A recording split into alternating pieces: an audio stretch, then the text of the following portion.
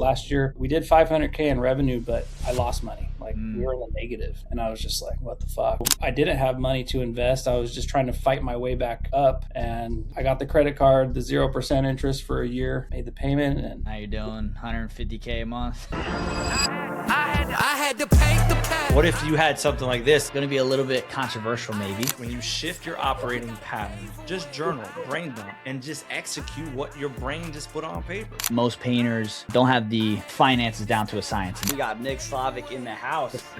Look, I've been here for like a minute. Feel like some of y'all forgetting. I got it high in the city. First one.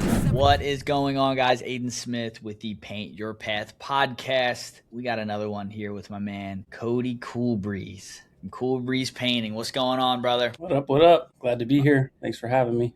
My man. Yo, so Cody was on the tools, painting business, contractor. He was living that blue collar life, and he came over to the Paint Pros, and now my man's thriving. I think I've posted you probably more than anybody in the last like 2 months. It's awesome, man. How you feeling? I feel good.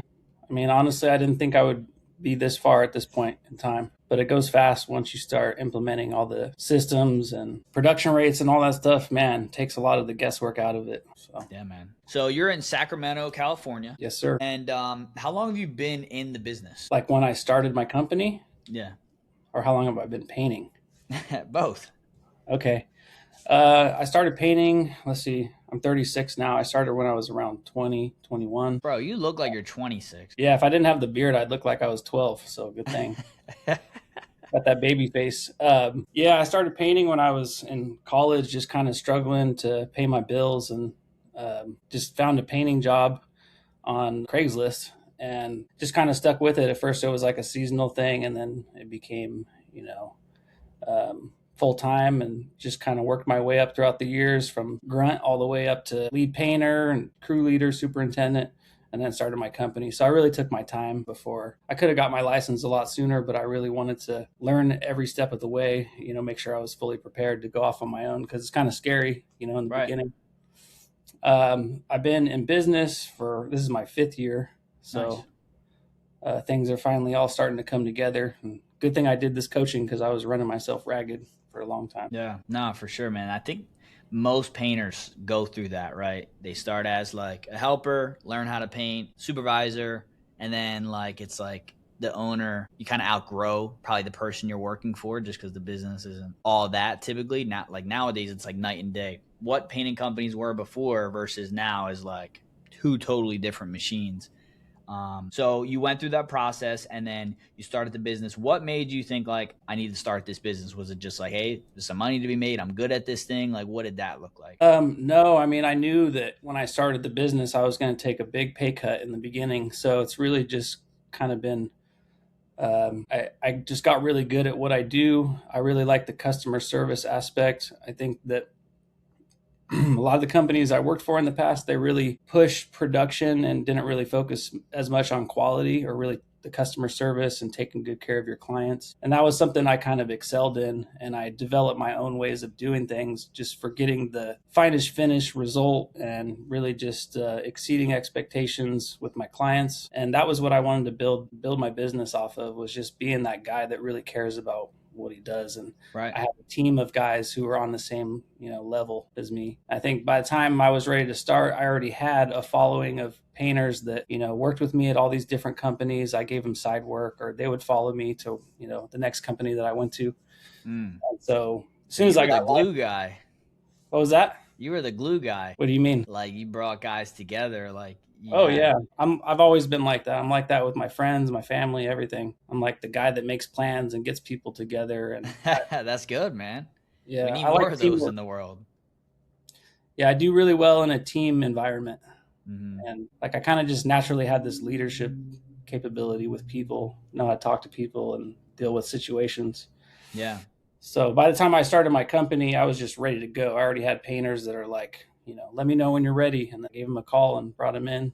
Pretty much started off with like 3 or 4 employees right off the bat. Swinging. Love that. Yeah, man, I think that's kind of one of the reasons that we probably hit it off so well. Not just me and you, but just like you and the community in general, like kind of embracing kind of everything we have going on, because you are that guy that appreciates like a team, a community, right? And I know you feel that there's a bigger, it's not just me, you, or you and your coach. It's like, no, there's like a bigger community here that you can jive with and kind of get to know these guys, you know? Yeah, for sure. So I think that's special. It's an awesome group of guys too. Yeah, for sure, man. And when you like were going through this process, did you even think like, hey, I know I need help? I mean, obviously at a certain point, but like, were you just like, all right, well, let's see where this goes? Or did you have a clear plan of like, I know where I want this to be and what I want it to look like, but I'm really not sure how to get there? Like, what was the thought process there? I had no idea how to run a business when I stepped in. It's like I knew you were a leader. Yeah, I knew I could do jobs. I knew I could, get customers and, lead a crew of guys, but I had no idea how to run a business. And so it's just pretty much been trial by fire. I had to learn from mistakes, and yeah, I think pain is the best teacher. So it was like when you lose some money on a job, like you really, kind of sets in. But I didn't really have any clear path. I didn't write a business plan. It was just like, this is what I want to do. I'm passionate about it. Right. And then I just kind of hit the ground running. And, I tried some other coachings when I first started, like when I first got licensed. So I invested in some coaching, but I wasn't really ready for it. It was kind of beyond the level that I was at because I was just starting out. And I don't think a lot of other coaching programs are designed like yours to where like someone brand new could step in and start going. Right. You know what I mean? Yeah. I mean, honestly, that's what I was like built off of, right? Yeah. Like this coaching was literally built off of guys that had zero that needed to scale up, because I had no credibility when I first started. It was like, hey, I'm taking your word that you've done certain things and that you've helped people, and that you know what you're doing, right? A lot of guys were just kind of like, I'm at my wit's end. I don't have anything else. Let's try it. And ended up working out, and we kept going. We kept ascending, working with bigger companies. I got better experience and, was working alongside companies. And like, there was a whole progression there that I kind of saw it all the way. And now we got to a point where it was only for guys that had a foundation. And now we're kind of leveling out like, okay, we actually can open some doors for some entry level guys now, again. So we kind of went away from it for a little bit, but now we're realizing that we can grow with people. So that's been interesting.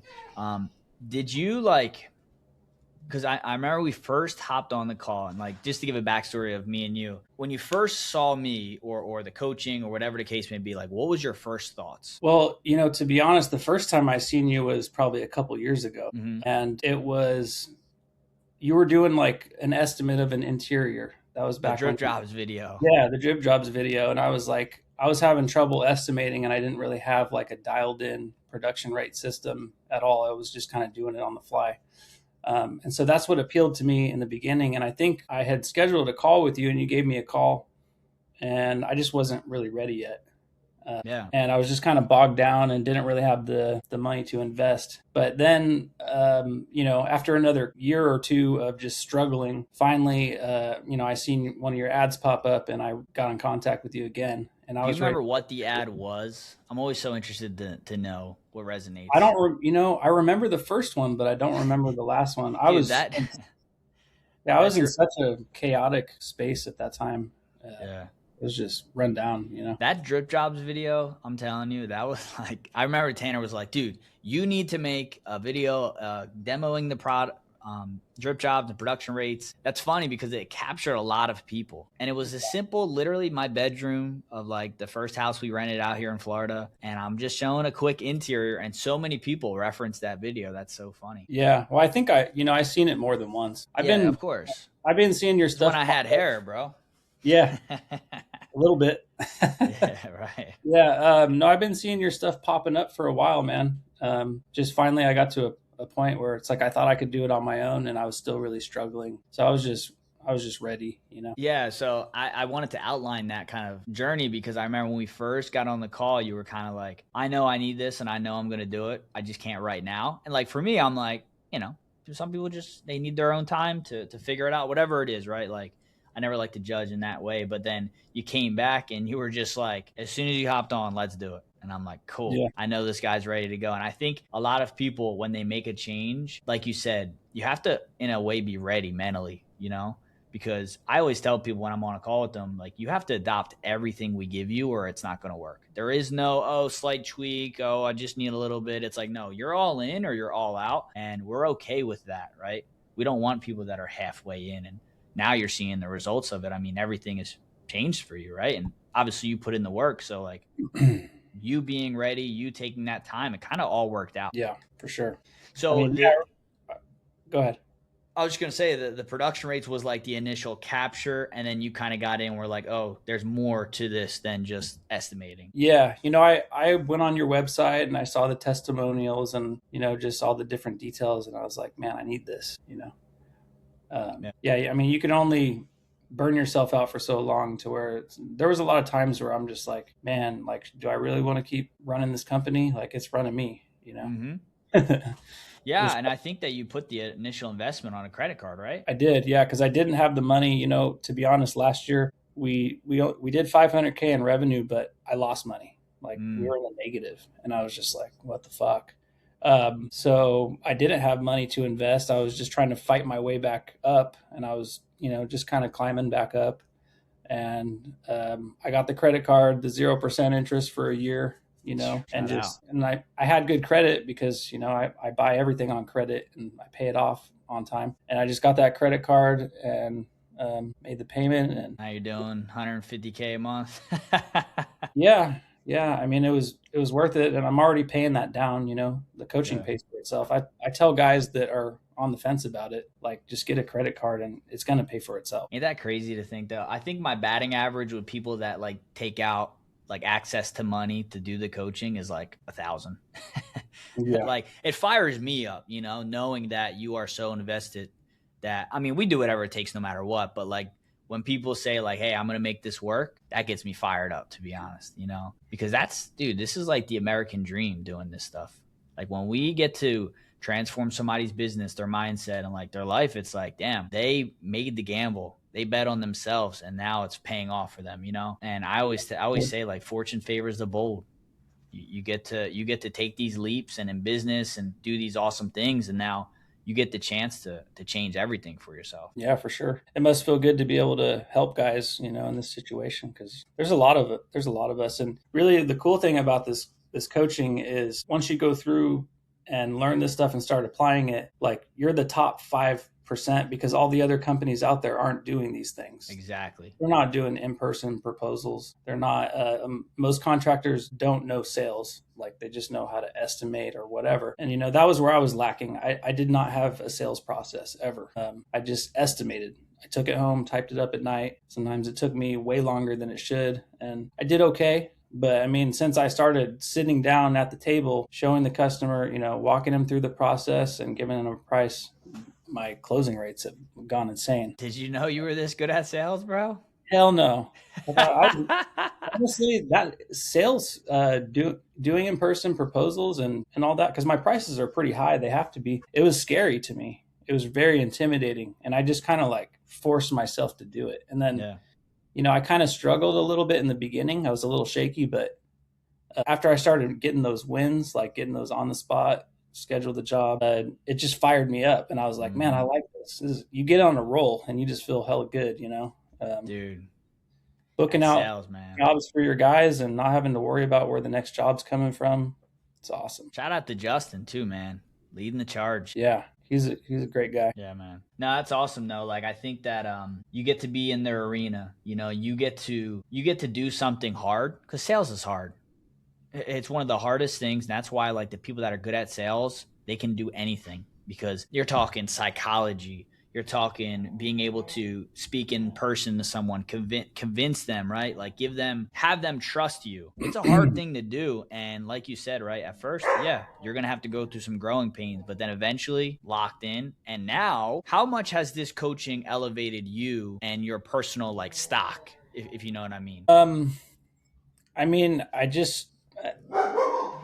I feel like more of a professional than I did before because, it's like I mastered the craft. I know how to, work with my guys and be the leader that they need and talk to the customers, but running an actual business and pushing the business forward. It's like now every day, this is what I look like. I'm in my company clothes. I'm not showing up to an estimate with paint all over my hands and, Did paint or you say? white.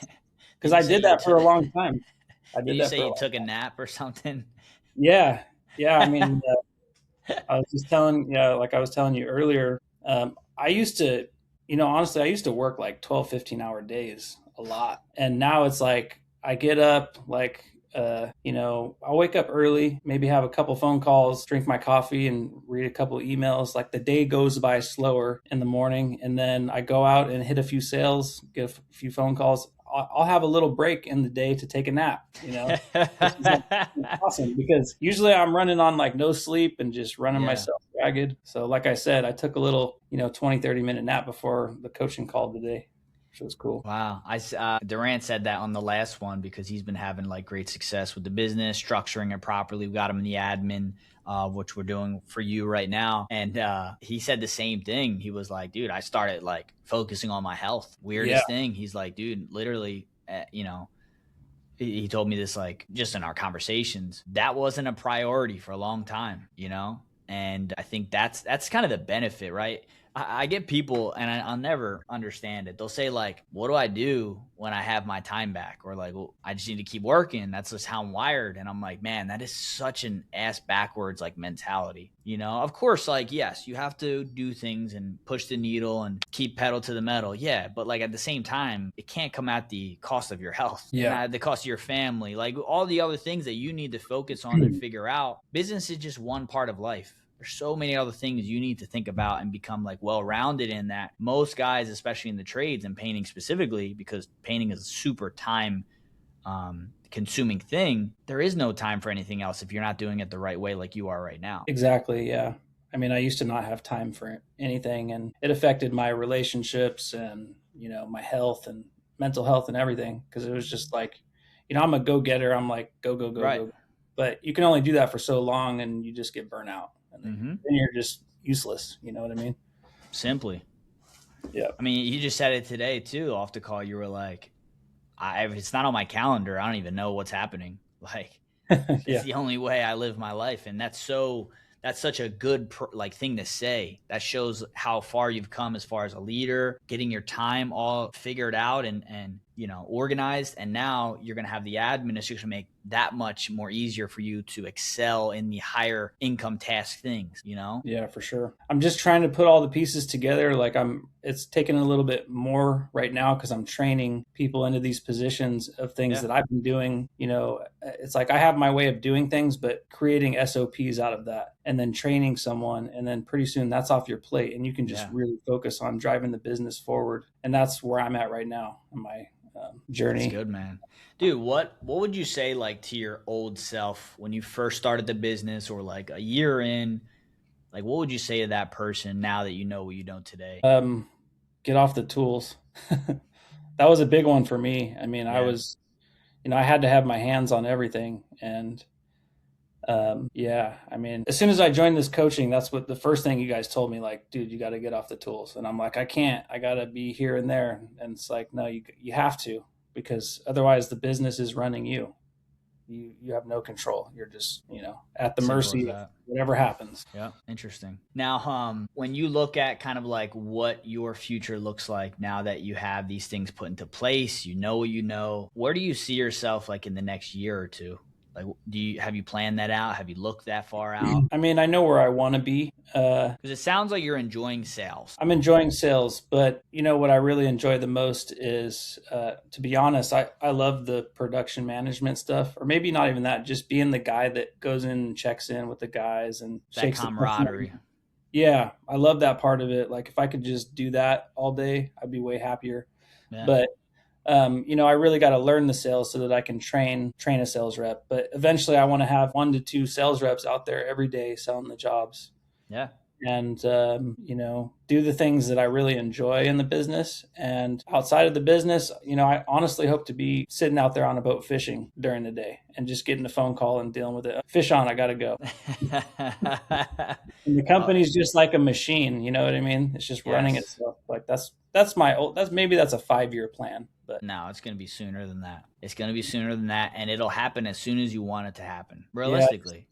I love traveling and outdoors. I'd love to do more of that, and maybe working less hours would be nice. But let's do an exercise right here for that, okay? Because I love the fact that you said that. I want to be on a boat. I want to be fishing. That's what I want to do, and I want the business to be running without me. And if I want to come in, I can come in, and I could be at any part, but it doesn't affect anything, right, per se. And I love that, right? So let's look at like what you would need to do based on everything you've learned, what you know about business and the Paint Pro coaching, the blueprint, all that kind of stuff. Talk to me about what that looks like to set up 1 or 2 sales reps for success, to be able to make a commission or however that's structured. Like, what do you have to do right now in order to make that happen in the next year or 18 months? Yeah, I would definitely need to work more on the branding and the advertising, so I have a constant, steady flow of leads coming in, and having leads coming in through a proper funnel.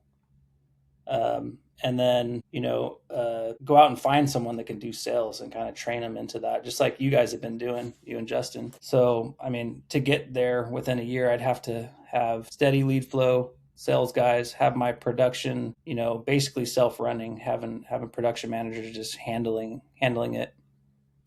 Make sure there's a really good handoff process from sales to production. And then, a very good towards the end of the job follow-up, make sure we get those reviews. So everything's systemized in that way. Yeah. No, I love it. And my first thing actually was the branding. So I'm so glad that you said that, because not that I think that your brand isn't legit or anything like that, but it's like you need to make sure that when they show up, that it doesn't have to be Cody, right? Yeah.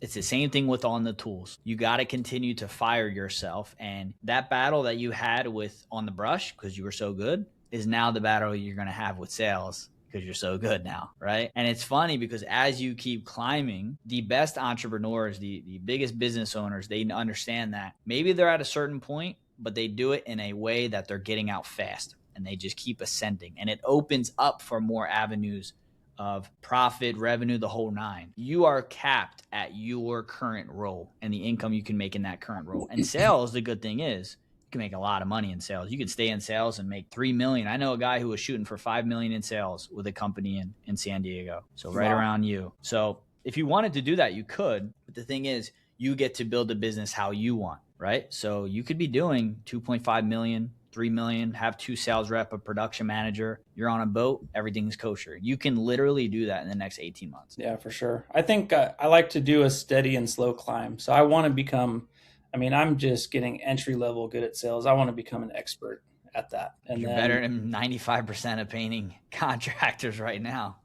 Yeah, but that's not saying much. It's what we're going up against out there isn't that much competition, compared to. You heard it here first. What we're doing. Yeah. You know what I mean? Do you feel like you don't even worry about your competition anymore? Like, was that a mindset that you had before? Were you worried? Yeah. Maybe in the beginning, but I got, I'd get underbid all the time. I still do. But really selling them on the value of what you're providing and that you're the most trustworthy, reliable person that they can go with, the competition really isn't a problem because they're not. Isn't that interesting though? Like a lot of guys will say like this saturated. I have all this competition and I'm getting underbid left and right. Like, and they're trying to worry about what they're doing and their pricing.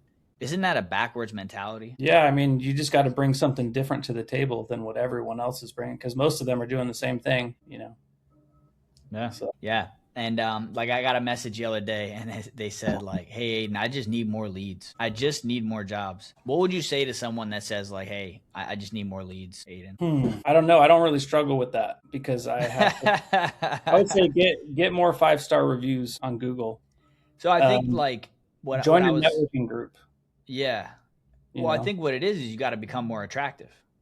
Exactly. Right? Like you can get leads tomorrow. You can get 100 leads in the next week right now. If you spent the money in different places and you activated certain accounts, Angie, Yelp, if you just activated all these different funnels, like, you could get leads, but are they worthy leads? Do you appeal to that client and want to get that business? I think that's the difference, because you can get leads and still have shit processes, not be charging enough. You're overwhelmed. You're doing all this work and you're making 30% gross profit. That's not going to do it. You got a business with more stress with the same amount of money, if not less, because your overhead's going to go up. So once you get really clear on the foundation to support all of these different marketing channels and you become attractive, like, for example, you can run Angie ads, but you need about 100 5-star reviews for people to even start giving you realistic looks.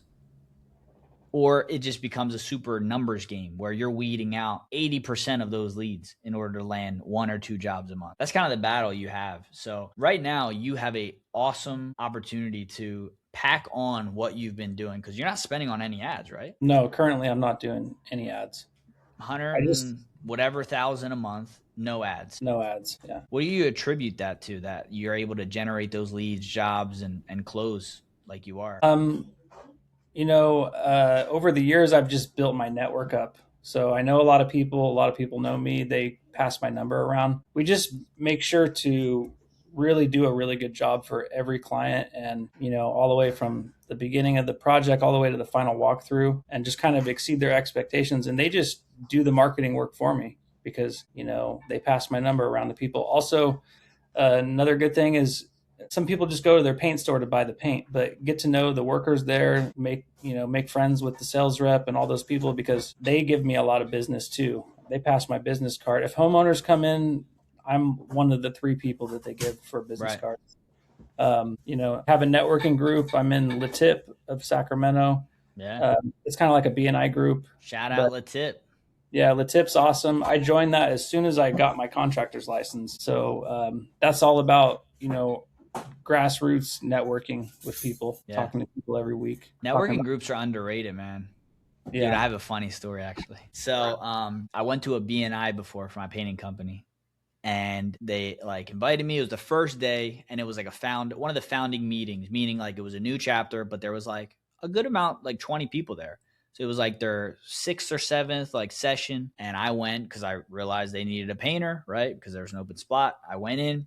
And what they do is at the end, they go around because they want to sell you on the yearly spot, which if it's a good meeting, you go, you join, and you lock it in. But for me, I wasn't feeling it that much. I was just I don't know about this group. It seems like the people aren't the type of people I would get along with and could see myself becoming really tight with. Because when I'm trying to meet people and I get to know people, I like to get tight. Sometimes it's a good thing. Sometimes it doesn't work out. But at the end of the day, that's just me. I like to get to know people and really all right, build a bond. Cool. And I'm in there and I'm not feeling it, man. I really ain't. I'm looking through these guys and I'm these ain't my people. And that's okay. So at the end, there's new members, and I was one of the newer guys. And there was 6 of them out of the 20. And they're like, hey, Mary, 1 to 10, how likely are you to join BNI of whatever, West Rivers, whatever it is? And she's like, yeah, 10. I'm going to be back. I'm going to put my deposit down and I'm going to join. Next guy, 10. I'll be back next week. You guys are amazing. 10. Boom, boom. 4 guys in a row. And then they get to me and they're like, Aiden, what are you thinking? 1 to 10. How likely are you to join or whatever? And I'm honestly, probably a 7. And the entire group just went like this, all red faces. And I'm look, I'm going to be honest with you guys. This wasn't for me. And they were like, well, you're supposed to make relationships and it's not supposed to happen right away. And I'm it's not about that. I just want to be honest. I don't want to say I'm coming back and I'm not. But those are the type of people they were. You couldn't tell them no because they were so just putting a front on. And I could feel that. I just thought that was funny. I came into a really good group.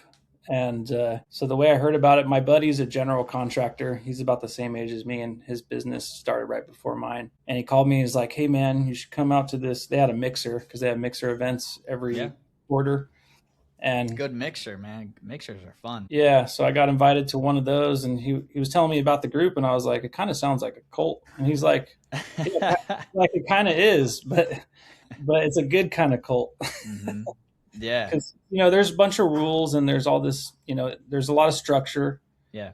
But you're surrounded by successful business owners from every different category. I mean, you've got all different kinds of lawyers, accountant, banker, massage therapist, like every different kind of business is in there. And there's only one from each category. And, when I joined, there was another painter trying to get in at the same time. So a lot of people don't have to do this, but I actually had to do a speak off. No way. Yeah, I had to do a speak off, and I was super nervous. I had to stand up in front of like almost 50 other business owners. I'm just this new guy, just started my company. But I got in, and I've been in ever since. So it's been about 5 years. What the hell is a speak off? Yo, Cody, go up there. Tell us why we should have you join. Is that what it was? It's like a rap battle between companies. No, so basically they had each one of us talk for 10 minutes and basically talk about why they should let us into the chapter, what we bring to the table, what we want to get out of it and whatnot. And I just came in super authentic and about where I was at with my business and what where I wanted to go, and that I like, networking with people. And it's cool because, it feels good also. I mean, you get business work talking to these people, going to these meetings, but it also feels good to be able to refer professionals to other people who are looking for their services. And I have a whole network of people that I refer out for any different thing you could imagine. So I'm like the go-to guy. Like people will call me and be like, hey, do you know a chiropractor? I'm like, oh yeah. Sure.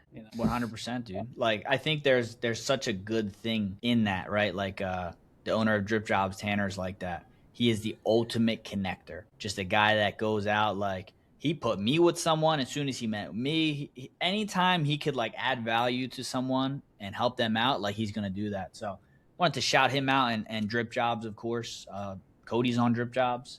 Were you on DripJobs before you joined, or it happened after?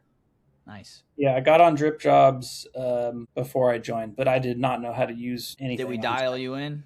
Yeah, you got me dialed in. That was part of the reason I joined. Like, I was like, Aiden's like the DripJobs production rate master. Like, that's what I want to learn from. That's good, man. Yeah, so shout out DripJobs, man. If you want an all-in-one CRM for home service and painting businesses, use the code PATH30, PATH30, and you get 30% off for 3 months. It's pretty good. It's funny. So cool. Where were you at when you started, and where are you at now? Just wondering. Or what was your best month recently? So when I started, oh, damn it. Dogs. I got 2 myself, bro. When I first started, I was probably doing like on a good month, in production and sales, probably like 40K, maybe 50 would be a good month, like 12 a week.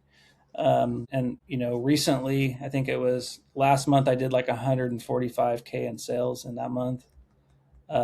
So that's gone up significantly, but where I was at, like, mentally and just in my business, like I was just struggling, man. I was like run down, still on the brush. I think when we had our setup call, or when we had our initial call, I was in painter whites. I was staining a big giant barn, and I was just like, had oil all over me and stuff. It sucked. But I would do these jobs and be working so hard and not making money. And I was just like, dude, I got to figure something out. Right. So I would say I was just completely run down, exhausted. I didn't really look forward to the future. I was just like, oh man, this is going to be another struggle of a year. Right. And just ready to do something different. And then where I'm at now is I'm consistently doing 6-figure months.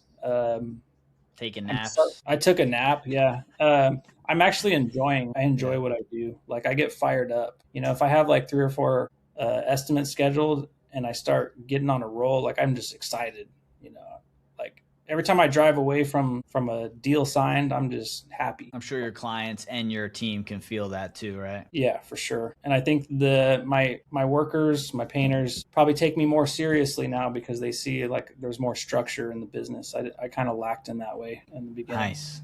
That's awesome, man. And I'm also able to take my guys that have been really good workers and super loyal and give them an opportunity to grow, because I'm stepping off of those positions and now there's room for them to step in, which is cool. Big time. Because a lot of the reason why I like running this business too or running a business in general, being a team oriented person, wanting to see people grow, like being able to provide them with an opportunity to do that and support them through that is pretty cool. Love that, man. Love that for you, man. Dude, if people want to reach out and connect with you, if you don't mind, is there any like Instagram handle? What's the best way they could reach out? Yeah. Cool Breeze Painting Co. Instagram. Same thing on Facebook. Shoot me a message. I'm happy to talk with you. Beauty. Yeah, because, dude, I think there's a lot of people that are going to be listening that are going to think like, damn, I was that guy. I was that bogged down guy working 15 hours, not making money, stressed out, not focusing on my health. And you're a living testament that it doesn't have to be that way. And you can still grow your painting business, still provide quality work, and still like change people's lives under you, you know? Yeah. So don't let that pass, man. I mean, you're doing something big, and a lot of people don't even have the balls to get this thing going from the beginning, right? So you're making sacrifices. You took a big leap, and it's paying off. So keep doing that, man. I feel like I'm just getting my feet wet. Like I'm just getting started. So look forward to the future, man. Well, I look forward to you on a boat catching a big fish. Maybe soon we can do that together. You know what I mean? Hell yeah, that'd be awesome, man. Yeah, bro. Well, I appreciate you hopping on, and I'm sure you got some great fishing out there in Florida. Yeah, 100%. We'll do it. Cool, bro. Well, dude, Paint Your Path podcast, my man Cody, Cool Breeze Painting. Appreciate you, and we will catch you guys on the next one. Thanks for having me. Take care.